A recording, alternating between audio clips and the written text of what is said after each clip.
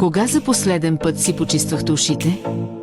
Мислех си, че едно бързо изплакване по душа е достатъчно, докато не осъзнах колко мръсотия може да се натрупа в ушите ми.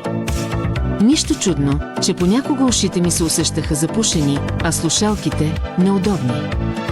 Наскоро започнах да използвам този почистващ препарат за уши и е невероятен. Просто го нанесете внимателно върху ушния си канал и масажирайте с кръгови движения, и ушната кал автоматично ще залепне за него.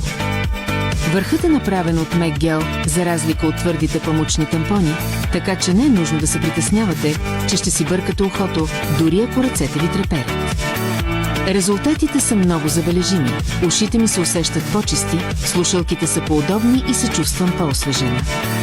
Ако искате да го пробвате, грабнете си един сега. Този почистващ препарат се разпродава бързо, така че го купете, докато все още е на склад.